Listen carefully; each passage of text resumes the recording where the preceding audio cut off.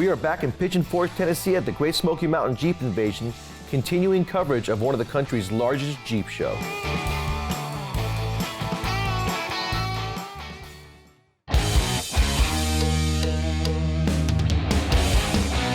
Welcome to the Lokar Car Show. This is gonna be one awesome car. And I said, it doesn't even run yet. And look at it now, it's amazing.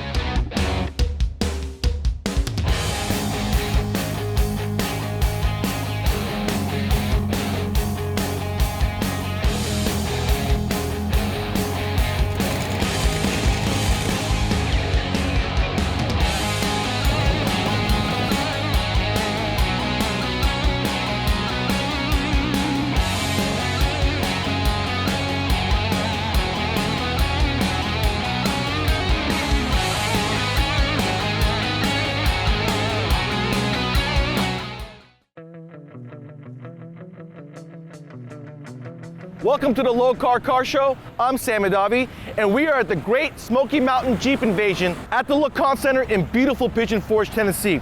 Now, this show had over 10,000 Jeeps last year, and it looks like they're gonna beat that number this year. Let's not waste any more time and go check out the action. Well, this one's really the reason for the season. I got a 1941 Willys here. This is the original Jeep. I'm here with Mark. He's gonna tell us the story behind it. This is a 1941 Willys MB. This is the Jeep that started the entire Jeep invasion. Right. This Jeep was made a couple days before Pearl Harbor was bombed. It's out of the first contract that the U.S. Army made for the Jeep. So this is number 2,224, the first 5,000 produced. It was made on Thursday. Pearl Harbor was bombed on Sunday. This is a military Jeep, and it was basically made with parts that were available on the rack. So you have parts that came out of cars and trucks and tractors and other utilities to meet the Army requirements for a command reconnaissance vehicle.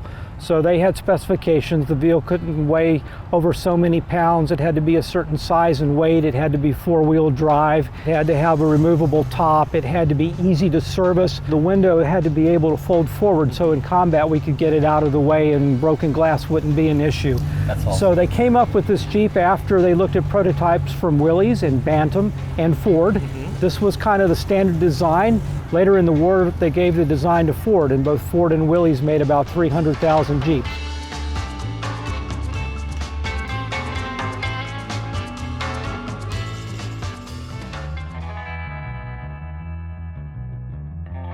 Walking by Wade's Willys, I noticed the front suspension and caught my eye, and I'm like, wait a minute, that's a little weird. Looks like GM stuff, upper and lower control arms. You can see the differential. So I had to ask him, what did you do to this 58 Willys, right? It's on a 01 Tahoe frame. And you used the whole frame, correct? Yes. Exhaust, fuel pump, the whole 9 yards. What did you have to do to modify the frame to make it work under your truck? No cutting on the frame. The only thing that's different was the bed. I shortened the bed 2 inches. You shortened the actual bed of the Willys 2 inches. What did you do to the engine? Moved it back in the frame 7 inches. So they can clear the radiator. And he used everything under this Willys is all Tahoe. So we're talking the AC, it works, the computer's hidden in the fender. He's got an OBD2 port. He can go anywhere in the country and breaks down. He can buy anything for this truck and fix it. And this thing's a driver. He puts 15,000 miles a year the last 2 years you've owned it on this. Now, do you drive it long distance as well on the highway, taking it to shows? Yeah, we've been to West Palm Beach, been to Key West, been to the jumping off point at Key West. And how does it ride going down the road at speed? It's fine. It feels like a Tahoe, doesn't it? Yeah, the aerodynamics ain't there though. Aerodynamics with these big tires, a little wandering, huh? Yep.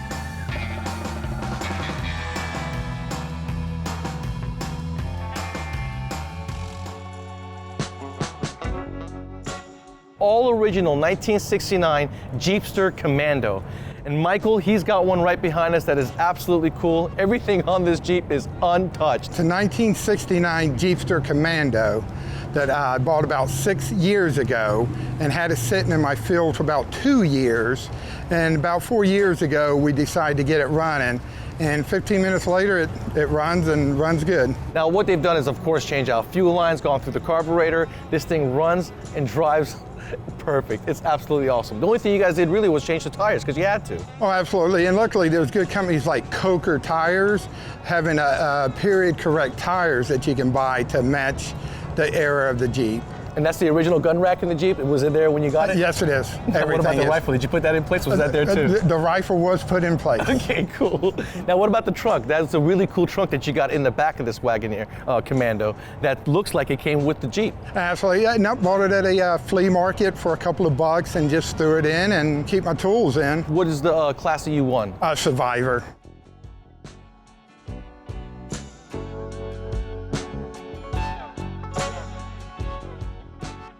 I'm just checking out the view here at the Lokar Center. We have to go to a break. We'll be right back.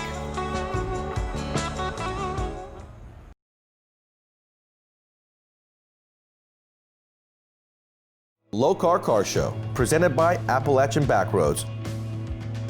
Appalachian Backroads, Virginia is for lovers. Original Parts Group Incorporated, unbeatable quality, price, and in-stock selection for GM restoration and high-performance parts. NH Oil Undercoating Incorporated, NHOU, the official oil-based rust-proofing system. Lokar Performance Products, quality, plain and simple.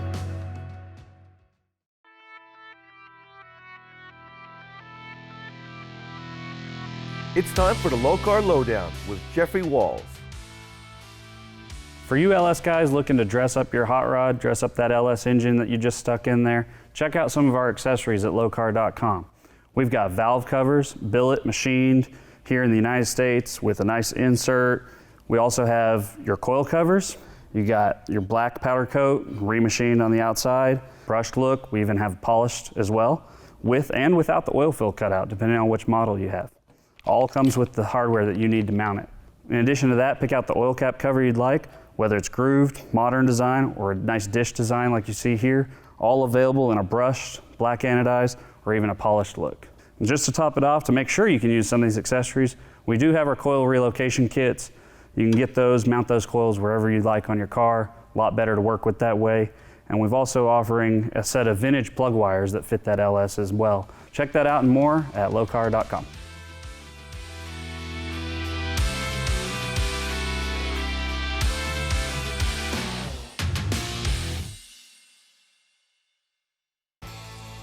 It's beautiful here at Pigeon Forge.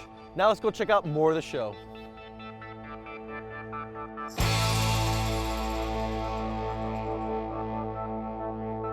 This is for sure one of the coolest wheelies that I've ever seen.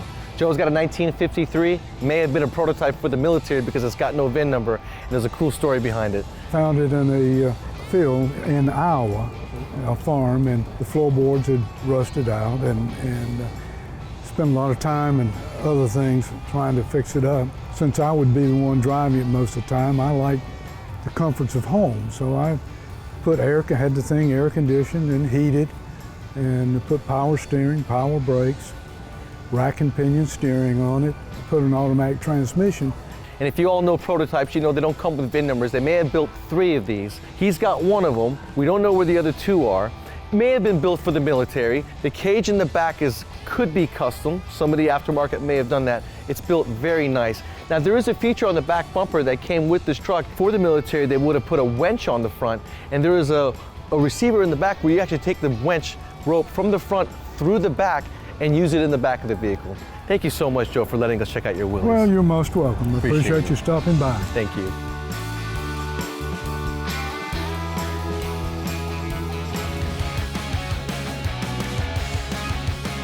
What a cool story behind this 79 Wagoneer. I'm here with Mike, and believe it or not, his parents are the original owners of this Wagoneer, and he had it restored 2 years ago. Tell us about the restoration behind this Wagoneer, Mike. We quit driving it in 2012, and people wanted to buy it from me, but my wife said, no, hang on to it, somebody will restore it. Found a gentleman, Black Dog Restoration in Danville, Virginia, that took the project on, and a year and a half later, they delivered it on a surprise to the fire station that I volunteer at. Didn't know it was coming. And there was about 20 or 25 people there, and we had a little get together the day it was delivered. You had a real deal reveal is what it sounds like. Yeah, real deal reveal, yeah. And this thing had a full frame off restoration.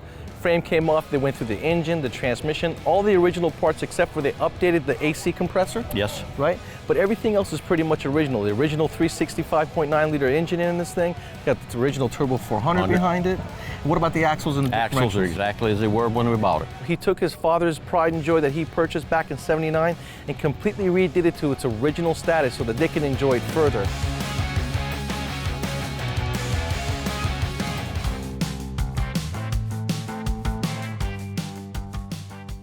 I got a very cool 1978 CJ5 behind me with 10,000 original miles. Now Mark's here with me and there's a very cool story behind this Jeep. Bill Hill, a gentleman I went to church with, him and his son Mike Hill, built it for his granddaughter, Missy Carter. He built it from scratch. He bought it in '78 brand new. It's got 10,000 original miles. When I got it from Missy, it had 3,500 miles. He built it, he got sick, and he passed away about 8-10 years ago, and she had the Jeep in the garage, lost interest in it. I ended up talking her out of it. It took me about 4 or 5 years to talk her out of it. Now you've taken it since and you show it off and you pretty much represent the builder behind him, your friend. Absolutely, I show it for Bill. Bill was a super nice guy, and he did all the work on it, and it's old school. It's stuff that was done back in the 70s. He put a lot of work in it, him and his son Mike. The real inspiration behind today's Jeeps, what you're seeing, all these builds started off with this right behind me. It's got a Chevy 350 in it, 39.5 Super Swampers on it. This is one cool Jeep with even a cooler story.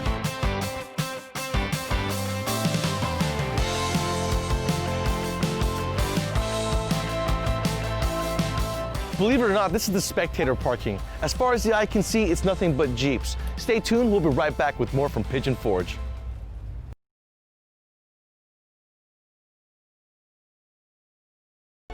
We're here at the Great Smoky Mountain Jeep Invasion in beautiful Pigeon Forge, Tennessee at the Lokar Center. And I'm here with Justin Murray. He is one of the coordinators of the show. I've been coming to the show for 4 straight years now, and I can't tell you how much it's grown every year I've come. We did this about 7 years ago.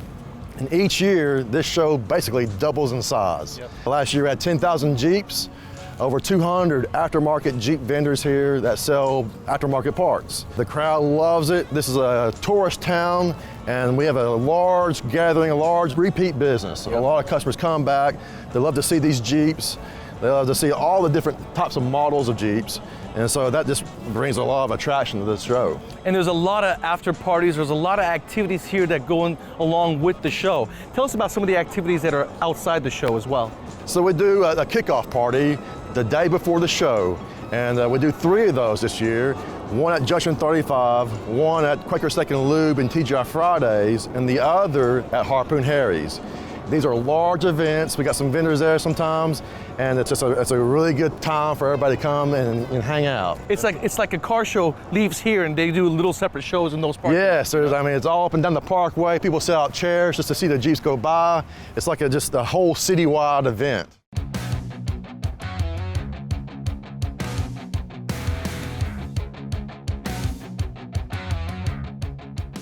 The attention to detail on Cody's Jeep is sick. Everything black has metal flakes in it. The amount of powder coating on this Jeep is awesome. Cody, tell us about your Jeep. The 2001 Jeep Wrangler Unlimited, sitting on 40-inch tires, 1550s, 22x14. I was here 3 years ago at this same show, and Cody's wheels is what got me hooked up to the big fat wheels with the deep dish. This thing's how many inches wide? The tires are 1550s. And how wide is the actual The ram wheel? itself is 14 wide. That is crazy. How many stages of powder coat do you have on the wheels? 7 stages. 7 stages. And everything, like I said, that's got black accent, even inside the fender well, has got metal flakes on it. And the attention to detail goes on the inside as well. All the high quality parts on the inside. The green accent, he's taken into the inside as well. Now tell us about what kind of seats you have in there. Sitting with LG1 Corbeau racing seats in it. It's got the rock hard harness bars, 5-point harness seat belts in it. And you know what? 2001, you would have never thought. This thing looks like a brand new Jeep. He keeps it so clean. So do you go off-road? Not very much at all. No, definitely. It's a garage queen.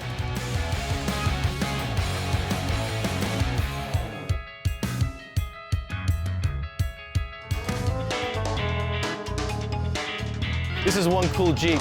It's lifted, got the wheels on it, but it's got accents on the inside as well. Tell us about your Jeep, Seth. It's a 2012 JKU. It's actually orange crushed, a very rare color. Made it 2012, 2013. Really hard to find nowadays. A lot of people love the orange Jeeps, but they're just hard to find. I mean, I'm a Tennessee fan. I have a green truck, so I had to find a different color, so I went with the orange. It's the Tennessee fan in you, Yeah. isn't it? And he took that theme inside the Jeep as well with the orange accents, and you got audio system as well? Yeah, we got the 10-inch screen. It's an Android tablet based. We have a 5-channel amp. We have wakeboard speakers in the rear. We have 2 10s in the back, and all the speakers are hooked onto an amp. It's like 1,600 watts for everything. 1,600 watts, that's crazy. Now, what kind of suspension do you have on this? We're running a 4.5-inch AEV dual sport springs with the Icon suspension shocks. The Jeep was actually not a Rubicon when I bought it, and we swapped axles to built Dana 44s, truss, gusseted, big brake kit, and then of course we put the new wheels and tires on there, the 20-inch trail-ready beadlocks. The new Maxxis Razor 40-inch by 1350 20s. Now, do you take this thing off-road? Not very rarely. It's hard to keep it clean. Do you plan on getting your brother's supercharger one day when he upgrades? Yeah, whenever he leaves it at home and he goes on vacation, I'll take it out. There you go.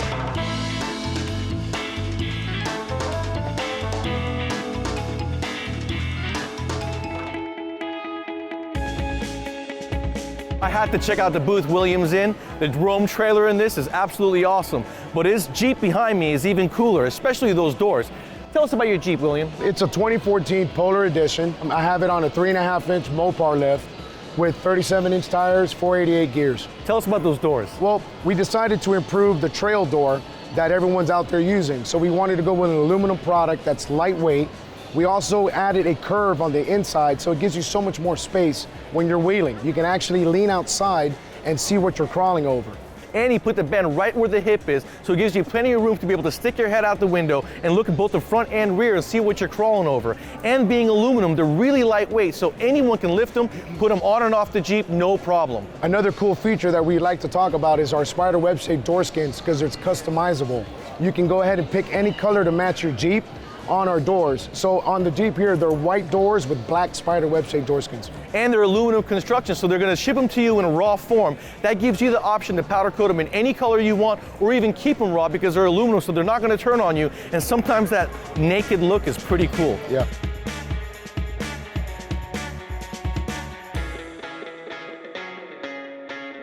Man, I really need a break. Why don't you guys take a break too? We'll see you right after these messages.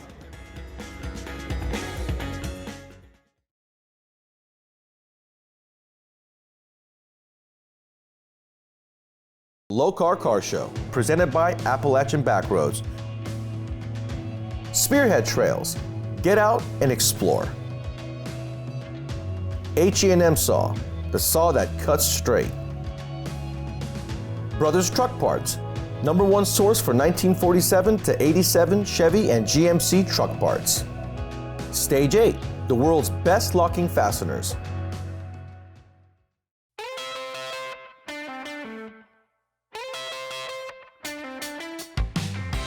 You know, one of the things to look forward here at the Great Smoky Mountain Jeep Invasion, not only is it a 3-day event with over 10,000 Jeeps, lots of cool things to do, but every Friday and Saturday night at the show, they've got after parties, multiple ones. And what you see here is basically a hyper green family reunion.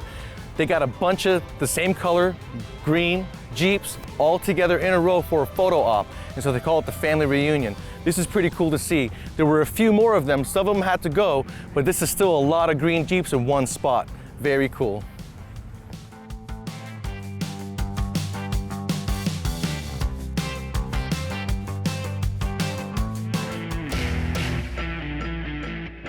I couldn't help but notice the trailer behind John's Jeep. Looks like he does a lot of tailgating. This gentleman drove all the way from Louisiana with his friends to check out this show in the rain. Building a Jeep is all about them Go Tigers. You know, you want that purple, white, and gold, you know?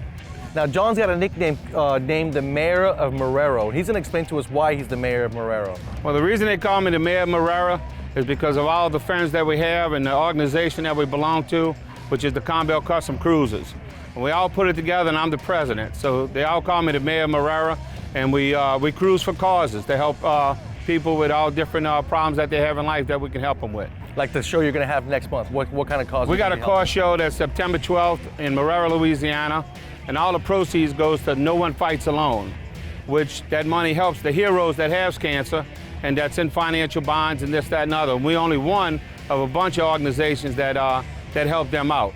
That is absolutely awesome for us to have real enthusiasts come out. He's a car builder, so he builds not only this car for himself, or the Jeep behind me, but he's built several Jeeps and cars for others as well. And he goes tailgating with good friends, and he does it all for a good cause. That is awesome.